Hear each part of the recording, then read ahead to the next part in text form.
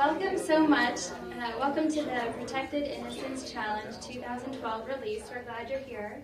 Welcome to DC and sharing the hope. We really hope you enjoy your time here at the training, the colloquium, the briefing, the gala, any events that you'll be attending.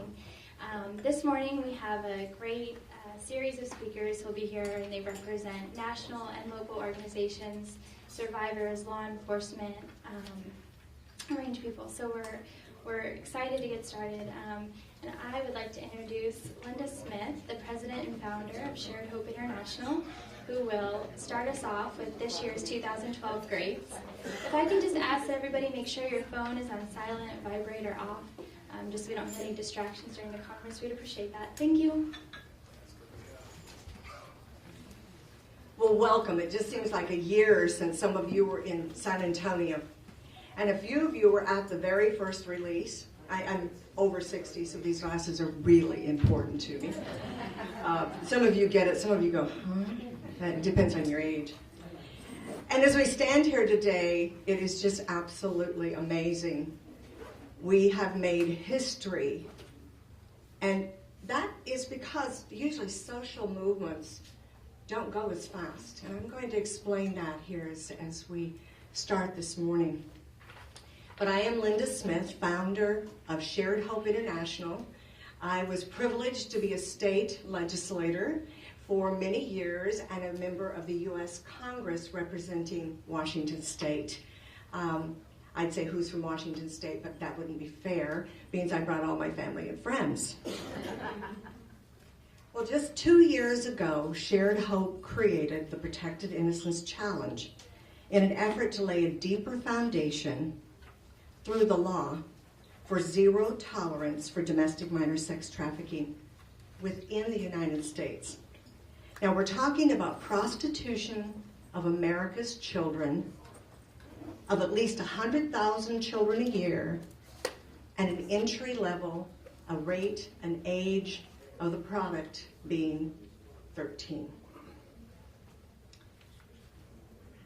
We recognized that all of our efforts would have to be comprehensive and collaborative, that we would have to work with experts in the anti-trafficking field to craft a legal framework necessary to weave the fabric of protection and justice for the victims of survivors of child sex trafficking. We call that child sex slavery. Now, the following 6 areas must be addressed if each state is going to be safe for our children. We must have the right law in place specific to child sex trafficking. Not just abuse, not just CSEC, but child sex trafficking. These laws need to be consistent so no state becomes a safe place for traffickers, facilitators, or buyers. We must eliminate demand that drives this horrific crime. We must prosecute the traffickers and the businesses that assist and facilitate trafficking, and all of this for money. We must provide protective response and access to services for victims. And finally, law enforcement, who are true heroes, and prosecutors who take these crimes, often being the most difficult. They need the tools to do their work. They need to be able to deter the crime through enforcement of the laws, training, and have the investigative tools authorized under the law that they can use that don't re-victimize the child. Through our research, a comprehensive review of each state's code of laws has been written with a set of recommendations that acts as a blueprint for action.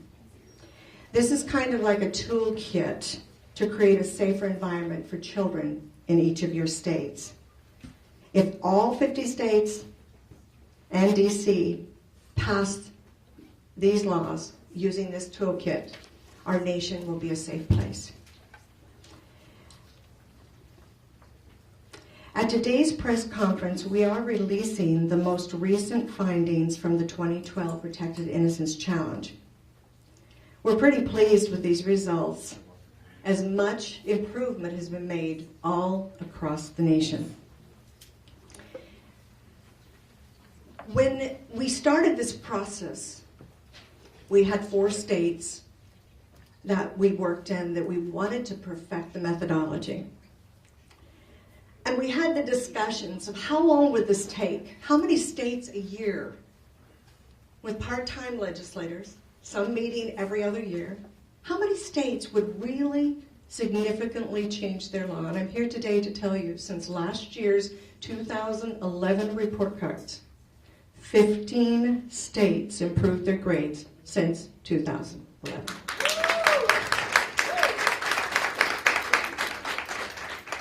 Now I have to say, I amended my staff's notes because Washington State was one of the first Bs. But I'm not going to talk about Washington today because we did have kind of a head start in that we worked the legislative process to perfect the template after it was drafted in Washington State. So this year we have 3 new states earning a B. Louisiana, Florida, you made it. Somebody was close. And Georgia.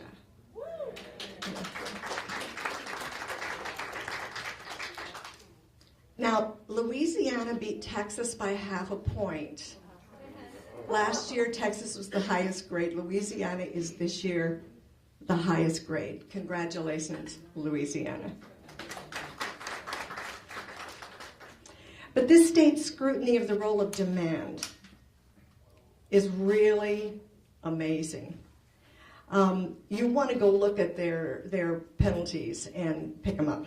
I want everybody to be like Louisiana when it comes to penalties for the buyer of commercial sex with children. But really, when you look at the key people, again, it came from advocates like Catherine Green of Louisiana Attorney General's Office and a leader of the Human Trafficking Task Force for the Middle District of Louisiana, and Shared Hope Ambassador Cara French as an example of what can be done. These folks really worked hard to go from a very low grade to the highest all in 1 year. Another one that really deserves note, because it was an F, and it went up 2 grades, is Massachusetts. This year, they were the state with the most improved grade and the largest jump. They passed 3808, a comprehensive human trafficking bill. It was guided by the leadership of Attorney General Martha Coakley and an unrelenting effort of advocates across the state. This new law was holistic. It didn't just go in and tinker with little pieces. It just took them all on. And it went into the area of punishment, penalty for those market participants, the buyers, the sellers, the facilitators, protection and prevention. I think that when some states look at where they were and where Massachusetts got, it tells you that you can do it too. Now, Alaska, which I was researching their law and going, ooh, I've got friends and family in Alaska. This doesn't look so good. But it was the second state to improve their grade by 2-letter grades this year. When they got at it, Alaska didn't pull any punches, and they took care of it. They raised themselves to a C from an F. Now, they have some distinct issues that they still have to deal with, but what they did is they took the core of the problem, treating the child as a prostitute, and started treating her as a distinct child that's trafficked. And that changes a whole lot of things. Florida was one of the first states that we went into when we ran the assessment of the United States that created the report on domestic minor sex trafficking for the U.S. government. And one of the places we were sent was Clearwater. I didn't know where Clearwater was till then, that we were asked to take Clearwater. And then we also did South Florida. We did an assessment of South Florida. And what we found were people advocating aggressively from the time we started, and then a vacuum of knowledge in key people that needed to know about trafficking. But a great desire in law enforcement and throughout to get something done, but they were working with crippled laws. they actually improved their grade this year and didn't say, well, we're doing good enough, and they got to be a B. And so we do congratulate Florida. Now, some that have a ways to go need to be noted because they made amazing progress. South Carolina is one, and some of the states are just dug in, and so getting any little chip at the rock is really to be commended. And they did. They amended their trafficking law to distinguish between the trafficking of minors and the trafficking of adults. You'll go, huh? Well, I will be here to confess that when I analyzed Washington state law not very long ago, like 2 years ago, before we started this project, I found that the very law that I was working in as the chair of the Children and Family Services Committee for the State Senate for so many years did not address children in their protection, and they were under the prostitution law with the same penalty as an adult, $500. So $500 is what it would be instead of in jail for a long time for child molestation, and I just didn't know. And across the nation, this is one of the things that we're having to have addressed. They'll say we've got trafficking laws, but do you have them for children? Do you distinguish separately for children? They still have some to go, and I'm not going to go into where they have to go because we have a legal brief for each state that extensively in all 40 points of law tells you exactly what needs to do to get your A. Another notable improvement in a state was West Virginia. They finally enacted a trafficking law of its own. Not just other laws, but a trafficking law. Although it failed to connect the critical dots that comprise the holistic need for the children, they got a good start, and I believe that they could just really make headway. As I looked around the nation, there's some states that have been really tough, and there's people that have been working really hard. There's a lot of advocates, and we wanted to note a few of them, and it's really hard to pick a few. We don't have favorites, really. These just kind of stood out. And there's people like Ryan Dalton, the founder of Operation Broken Silence in Memphis, Tennessee. He continues to press the Protected Innocence Challenge recommendations to the Tennessee State House, and he's starting to have great effect. And sometimes it takes a while, but he's just not giving up, and that's what will change the state of Tennessee. Kirk Rhodes is an individual advocate in Arkansas who was moved to action by the F. He saw the F, got mad, and immediately got to work, and he picked up a senator who said, yeah, and her name is State Senator Missy Irvin, and they are really going to town. I expect great things to happen in Arkansas. Karen Finkhart, another individual advocate in New Jersey, currently works with Assemblyman Dancer to apply the Protected Innocence Challenge framework in New Jersey, and I actually expect them to make really, really strong leaps also.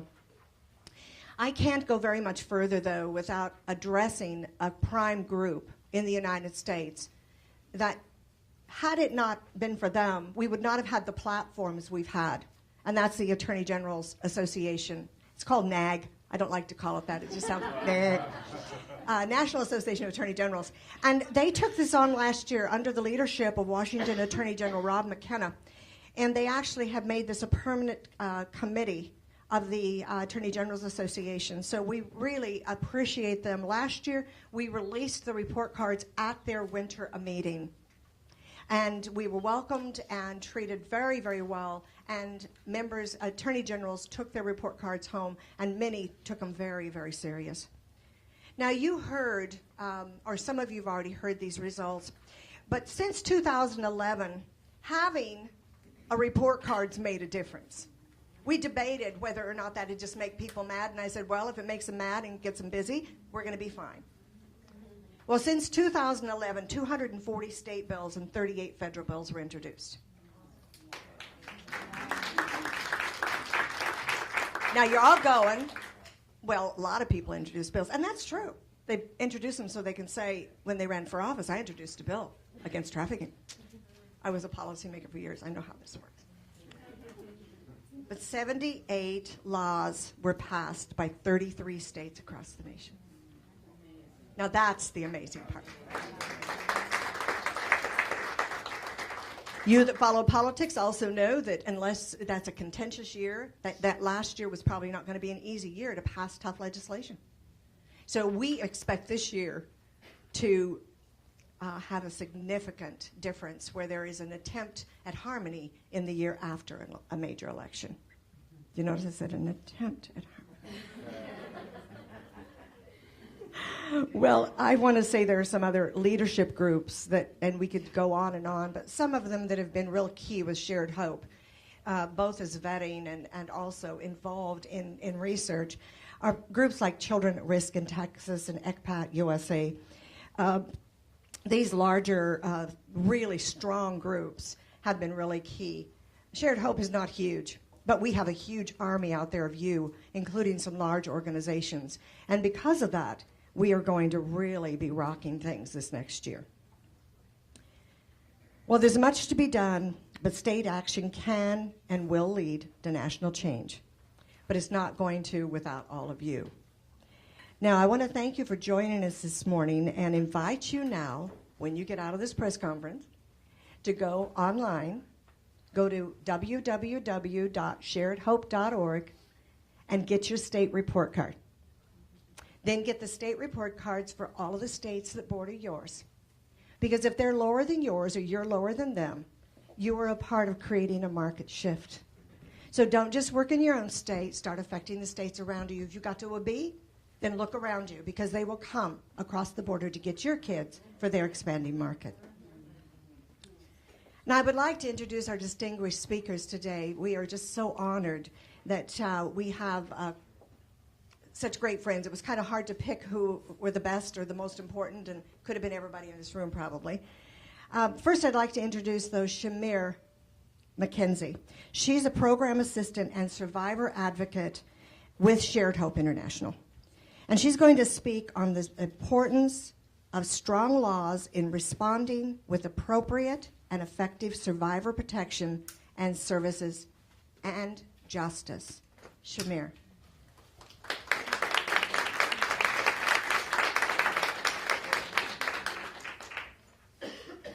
Good morning, everyone.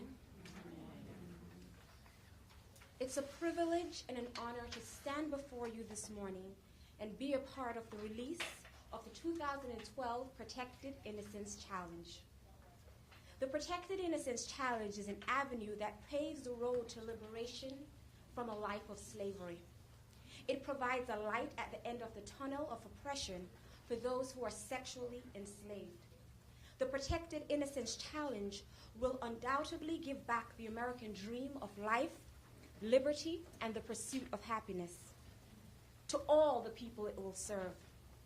There's an African proverb that says, "Many rivers lead to the sea."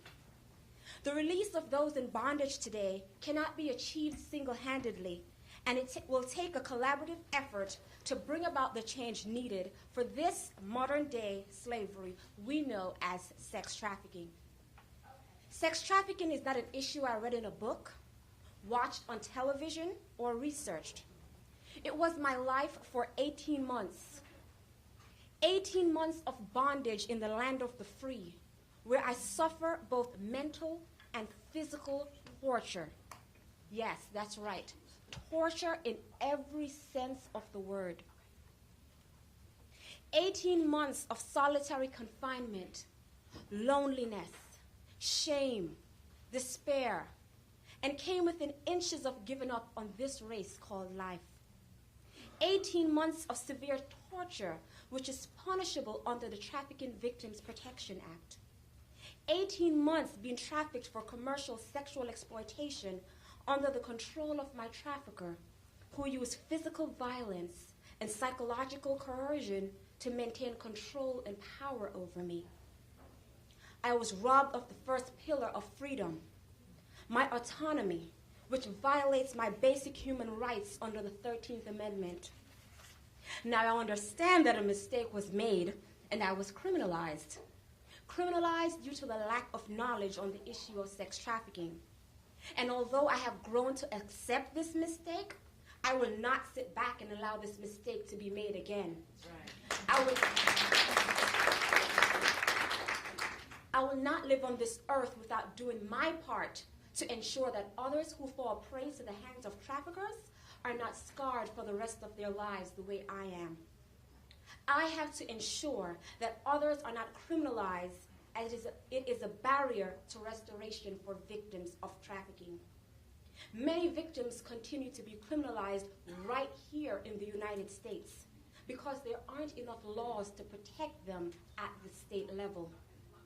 In the media, each day we see victims who are portrayed as traffickers when the details of their story clearly defines them as a victim, and they need to be treated as such. We see the case of Darian Marie Robinson, who was molested from the ages of 9 through 13 by a family member, kicked out the home of 13, became ward of the state, recruited into prostitution, and began working strip clubs. At the age of 17, she became addicted to drugs, still ward of the state, but ended up in a group home where she recruited another girl to run away with her pimp. At the age of 18, she was picked up for drug possession and subsequently charged as a trafficker. It is cases such as these why the Protected Innocence Challenge is vital. It states that victims should not be criminalized, but given the specialized services needed for restoration. Had the Protected Innocence Challenge been in place in 1995, Sarah Cruzman would not be incarcerated to this day, all because she was trying to escape the clutches, the brutal clutches of her pimp. Had the Protected Innocence Challenge been in place in 2009, I don't believe I would be criminalized. And even though the state of Florida increased their grade from a C in 2011 to a B in 2012, had they completely adopted the legislative framework of the Protected Innocence Challenge, Darian Marie Robinson would not be subsequently charged as a trafficker. 150 years ago, many people fought, were imprisoned, and killed for freedom, for the freedom that some of us have today. Laws were changed so that we may have rights. And it wasn't just one person fighting. It was a collaborative effort. And in order for us to see this change that occurred over 150 years ago in this, the 21st century, the change must start with self. Everyone, please repeat after me. Change starts with me. Change starts with me. Change starts with me. Change starts with me. And one last time. Change starts with me. Let's not continue to point fingers and talk about what needs to be done, but let's work together to combat this injustice that is plaguing our nation. Judges, prosecutors, law enforcement, NGOs, community members, and if you don't fall in any of those categories, let's come together as human beings. Let's come together and bring about justice for the oppressed, harsher punishment for the perpetrators, effective investigations and prosecutions, and a safer America for our children. Let's live up to our moral obligations as human beings and speak up for those who cannot speak for themselves, for the rights of all who are destitute. Speak up and defend the basic human rights of the needy and bring about justice in my community, in your community, in our America. Thank you.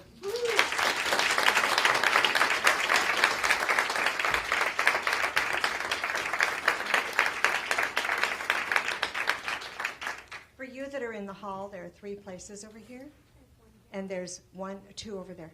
You're welcome to come in. And there's a little wall space around the back. So please come in. I'm going to wait until you come on in. And another place up here. There's a place over there, one there, one there. I see you're all standing in the back. So. And there's one right over there. Raise your hand if you have a place beside you. There's one place right up here. You're welcome to come. All right. Next, I want to introduce someone that I consider now a friend. I have only known her about a year, but Abigail Kuzma is the Director and Chief Counsel of Consumer Protection, actually the Consumer Protection Division of the Indiana Office of Attorney Generals. Attorney General Zoller was one of the first defenders to take a pledge and to show other men in his state that real men do not buy commercial sex. And I'm very impressed with the whole office. But really was amazed at the leadership in the office. And that came from Abigail Kuzma when it came to this issue. And Abigail was a veteran for the Protected Innocence Challenge and key to the Indiana legislative success this past year. Abigail.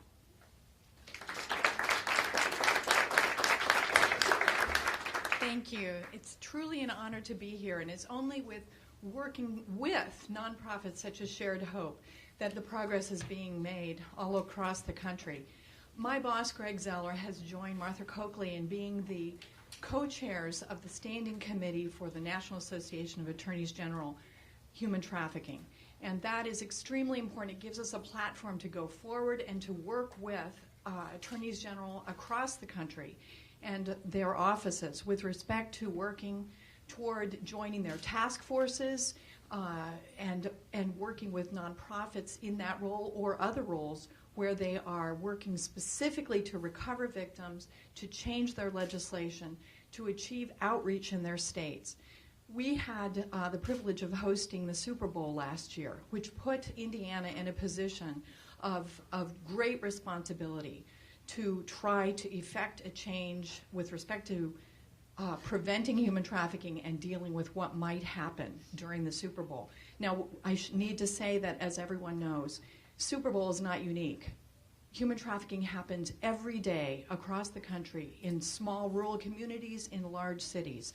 But when there is a large sporting event, we have a statistical increase in risk for human trafficking because there is an increase in demand for commercial sex.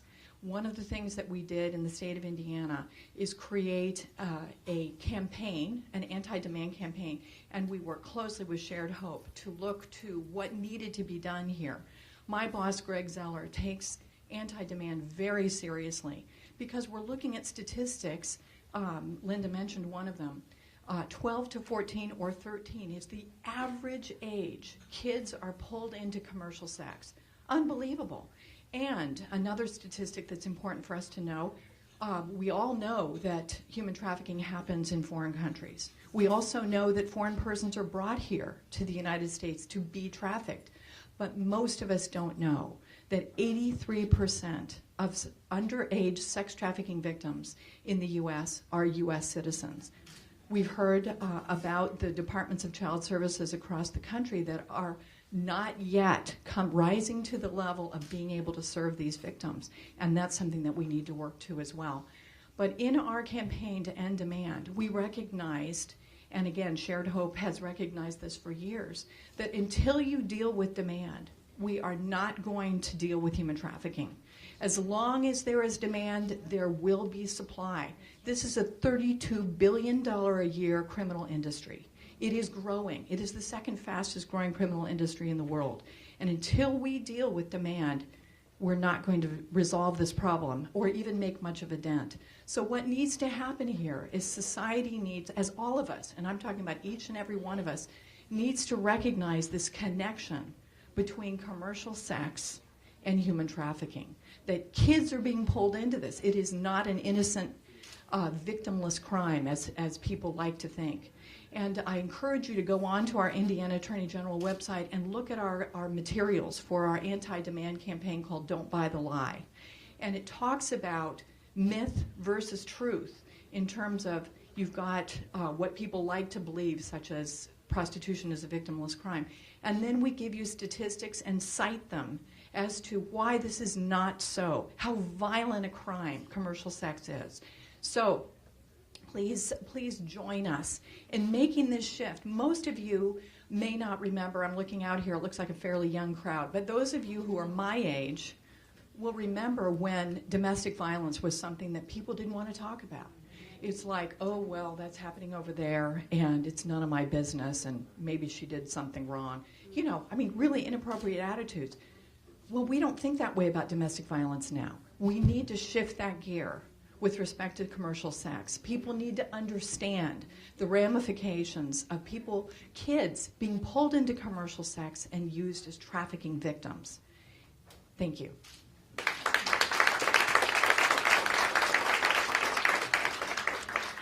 I don't know, maybe Indiana will be the first A.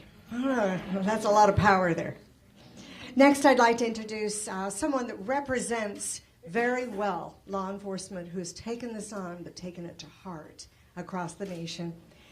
This individual has been a trainer with Shared Hope and teaches specifically on how gangs are becoming a part of this. But he's going to tell you today, give you a little information about the perspective of law enforcement and the complexities of the investigations, and a little bit about what law enforcement is doing across the nation. Detective Bill Wolf.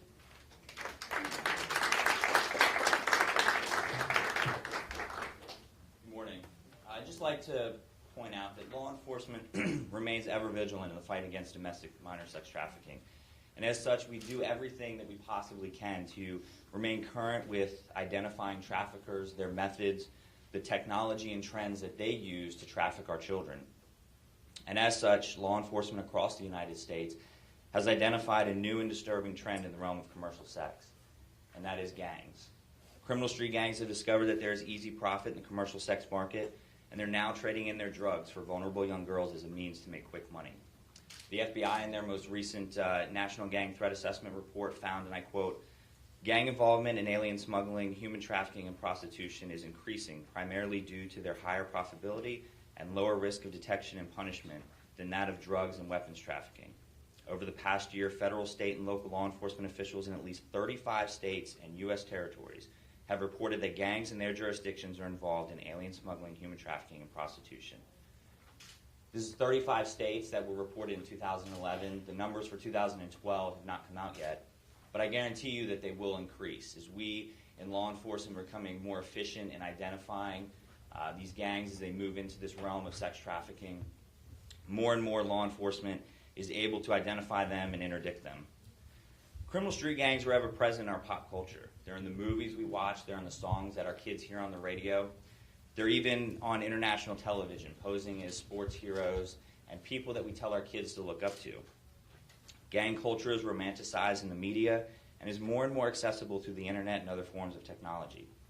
These victims, these young girls, are drawn into these gangs by a sense of family.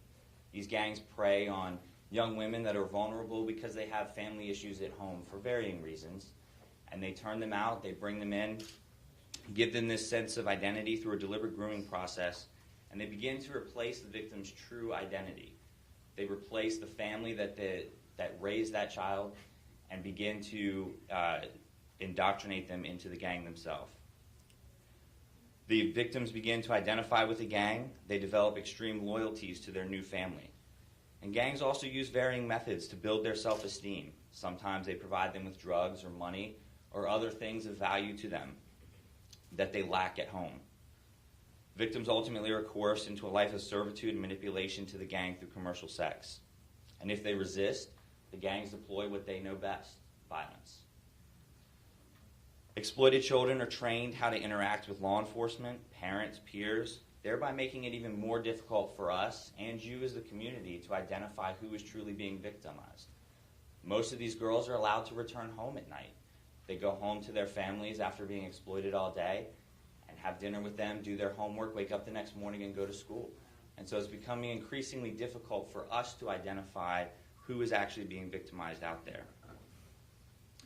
Gangs, by their very nature, are territorial. That's what they exist for, is territorial dominance. And because of this, they typically don't transport these victims out of state or out of the area, which is a new trend for us in law enforcement. Typically, we've been able to identify trafficking victims by those that come from other areas because so often the traffickers will take them to different states or even across the country. But with the gangs, they maintain in their neighborhoods that they live and operate in. Their solicitation is focused on individuals to them that they know and are trusted by the gang. This solicitation occurs mostly through word of mouth, and so therefore advertising is very limited, making it difficult for law enforcement to use technology and other forms of advertising that are common to other trafficking scenarios to interdict these gang members. You have to remember that gangs have been targeted by law enforcement for years, and they've become pretty proficient in developing practices that thwart or diminish law enforcement's ability to halt their illegal activities. And so law enforcement officers, recognizing the changing dynamics are shifting their focus and methodology as well. Many specialized units within federal, state, and local agencies are creating new task forces, which include investigators who bring with them an expertise in gang culture. These detectives and agents convey a specific knowledge on how the gang functions, how to infiltrate the gang's operations, as well as how to deal specifically with the gang members. While attacking the issue of gangs is very complex, these new task forces are allowing investigators to employ investigative tools which have not commonly been used to combat domestic minor sex trafficking. These tools encompass the varying laws that have been instituted for the purpose of eradicating criminal street gangs from our community. Federal and state racketeering laws, as well as local anti-gang legislation, strengthen law enforcement's ability to interdict and stop the trafficking of children by these gangs by enhancing our ability to target the entire enterprise instead of just going after one particular individual. The stiffer penalties and enhancements for illegal street gang participation serve to take the offenders off the street and deter would-be offenders from engaging in such criminal activity. Law enforcement, recognizing the need for education and awareness, has partnered with advocacy groups to educate them on the issues we face, as well as identifying and providing for victims. We recognize that within law enforcement, we cannot do it alone. We need the help of the community. We need the help of the service providers. We need the help of you all to come together collaboratively to address the issues, the very complex issues of the victims, as well as the trafficking scenarios that are presented to us. We recognize that the community itself and the service providers play an essential role in providing for the specialized needs of these victims. And only through a collaborative approach can we as a whole truly be effective. Law enforcement has been swift to identify the problem of gang-controlled sex trafficking, and we are changing our methods of attacking these gangs.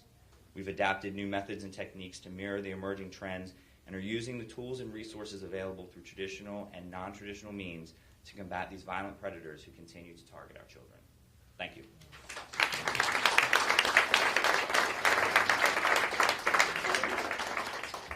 Thank you, Detective Wolf. I would be remiss to not focus for a moment on something that's the most important to Shared Hope International. And even though we focus on laws and we focus on all of the legislative needs, our real heart is with restoration in the survivor. Restoration in that girl, getting her out. The rebuilding of the lives. And it's been 14 years ago, but I realized with the first girls that I had to have translated in India, then Nepal, and Africa, that I needed a woman beside me that was distinctively different than me. One who was a survivor of trafficking. Because she, and in my case it was all she's, would be able to tell me the heart and the feelings and the understanding that I just never could have. So over this next 2 days, we're doing a lot of things in building standards, national standards, for restoration of America's trafficked youth. But they will be informed by a group of women who will be with us over this next 2 days, and many of them in this room, that actually survived and become strong and are feeding into the restoration and this policy. So for all of you in this room, some don't want to be noted and some do, I want to just say thank you. You're so quiet often and so steady and you do so much, but we could not be standing here today giving this report card and talking about the advancements without you. So again, thank you.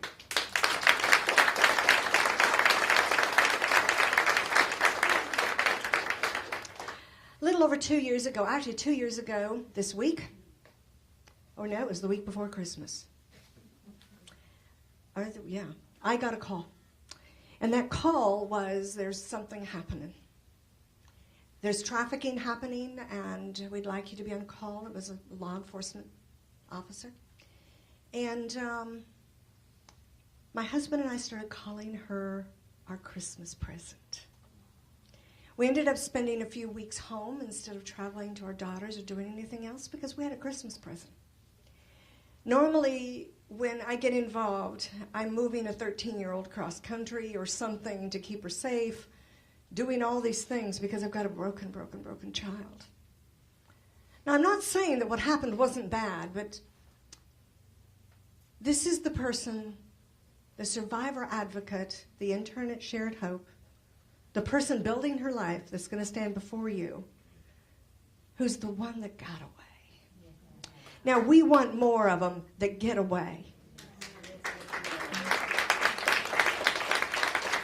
I want to introduce you to someone that's become very close to me as she's been rebuilding her life. She works as an intern in the office where I have my office most of the time, or at least a quarter of the time.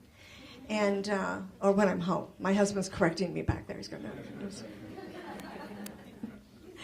Brianna Myers is a survivor advocate. She advocates for survivors, speaks for them, and she is a part of a new school outreach video called Chosen.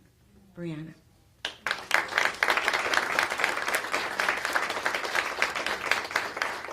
Thank you, everybody, very much for being here today. Traffickers work in manipulative ways. I was stalked for a year before the pimp decided to make his move. By doing this, he had total advantage over me of knowing what I cared about and how to coerce me in a way that I thought he was my friend. He had suggested stripping to me as a means of money, and I refused because I was embarrassed. Then he suggested stripping again and said that I could lie to my parents, my family, and my friends and say that I was waitressing.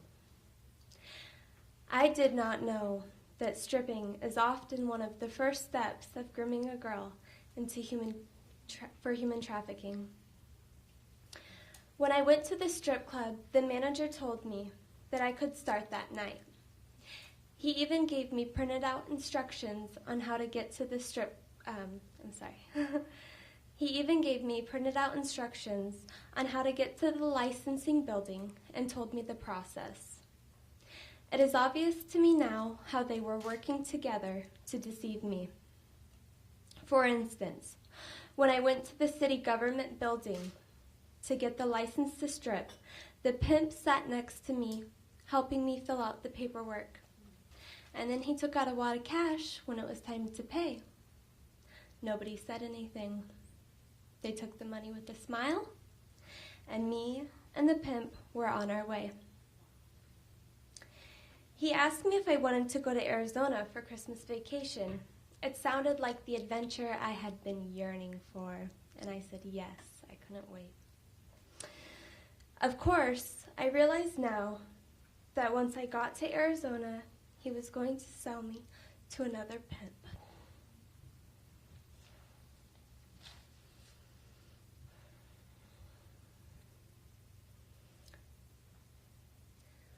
What I am grateful for is that a police officer in my area knew how to respond to sex trafficking because of the awareness that Shared Hope brought to the issue. He did what he was trained to do, knowing that I was hours away from a dangerous, irreversible situation. He immediately began contacting sources to get me rescued. Because of John Chapman and Shared Hope, I am standing here today. If not for them, I would be in Arizona still living under the control of a trafficker. My life is a testament to the importance of NGO and law enforcement collaboration. Thank you for bringing me to safety.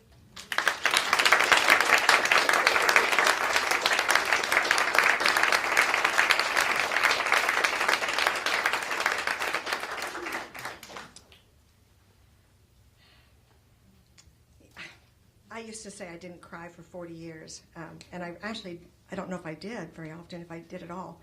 And I never hugged. So, that's what you do in politics. And I now do both. We have been honored to have a really strong leader in the U.S. Congress. And a man who, if you were in his state when he was judge, you probably wouldn't want to do something wrong. Of course, I kind of like that. Some of you might think that's a little tough, but I sure like it. He's from Texas. Yep. I think when I was in his office, he was wearing boots. He is going to speak on the collaboration of anti-trafficking efforts and he works through the Victims' Rights Caucus. He's held several hearings on trafficking and has become a leader in the U.S. Congress on fighting this hideous crime with the strength of a man and a voice that cannot be denied. I'd like to introduce you to Representative Ted Poe.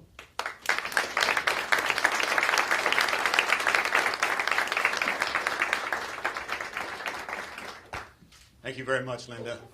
Thank you for being here today. Yes, I am Ted Poe from Texas. In my other life, I was a judge, and now I'm in Congress representing people in the state of Texas. Throughout my career, first as a prosecutor and a judge, I spent a lot of time at the courthouse and noticed that a lot of folks came up there who didn't want to be there. And they were, for the most part, folks in those orange jumpsuits. But there was another group that came as well. They didn't want to be in the courthouse any more than anyone else. Those were victims of crime. And as a society, we have done a better job focusing on the rights of victims. Sure, defendants have rights, but so do victims of crime. And it is encouraging that Shared Hope, I love that name. It's just a great name, entitled of what we're all trying to do and are doing to make really our community a safer and better place for all of us. When I was in Eastern Europe several years ago, I started hearing about this phenomena, this scourge, this dastardly deed of human trafficking, and how that young women were trafficked throughout Europe, North Africa. And then, of course, coming back home, learned that it's taken place in America, our great country. I appreciate Shamir and your comments and your fight, especially your fight now. You are encouraging to the rest of us. This is a human rights issue. And we have got to have the right mindset about this whole dastardly deed. First of all, the trafficker, the person who traffics young women primarily, minors, that person is a criminal. And that the second person involved, the consumer, that person is a criminal as well.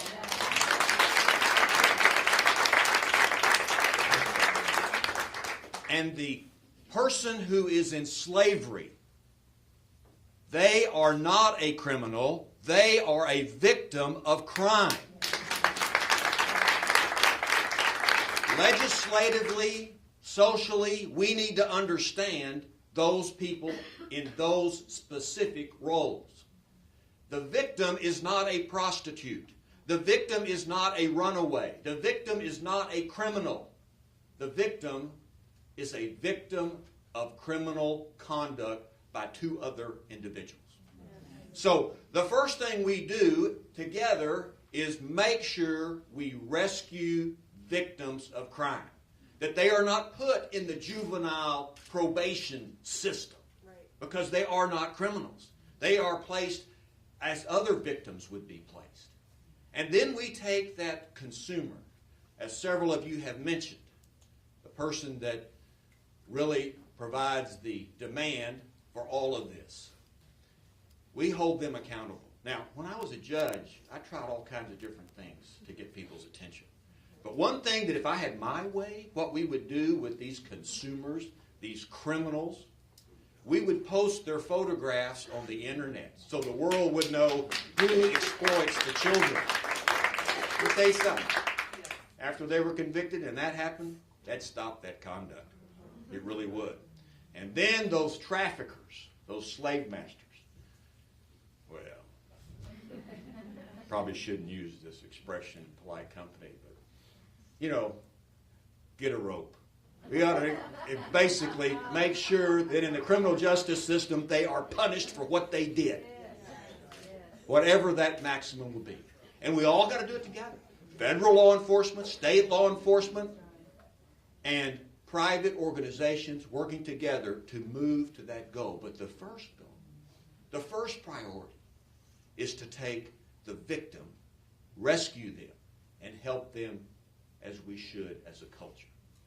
Because we are judged by the way we treat victims of crime, especially minor victims of crime. Congress has its responsibility. We need to reauthorize the Trafficking Victim Protection Act. Let's get it done. Get rid of the politics. Get this reauthorized.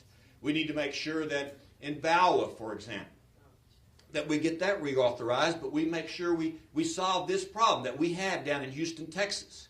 We have a lot of folks in the United States that are in Texas and Houston. They're undocumented. And here's what happens.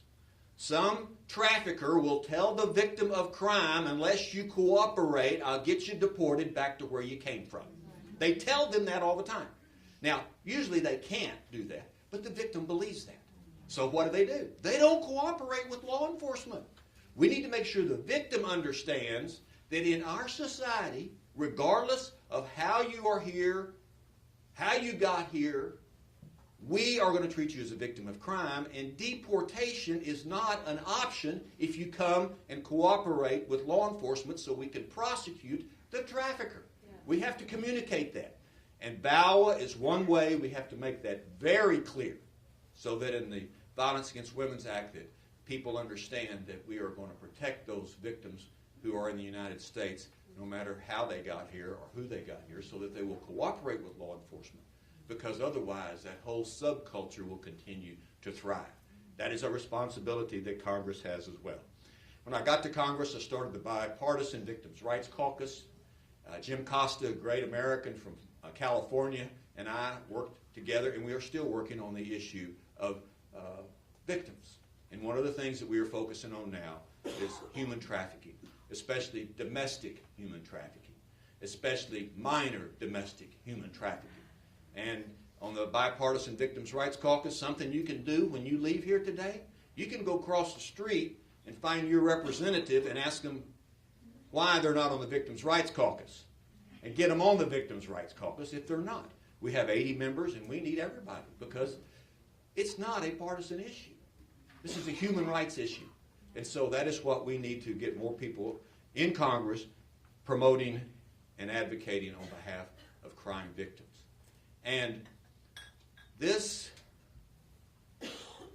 issue, this human rights issue, we do have to all work together. That's the only way it's going to be solved. And let people know that in this country, you will be taken and treated appropriately if this modern day slavery occurs against people in this nation. Victims will be treated appropriately, the consumer will be treated appropriately, the trafficker will be treated appropriately. And we're all in this together, and it's important that we all sing this same song on the page of the hymnal and make sure that we move down the road to get this done. Because it is true, it is really true, that children are the greatest resource we have in this nation. And we need to make sure that we as a nation protect them in any way, in every way that we can. Thank you for what you do.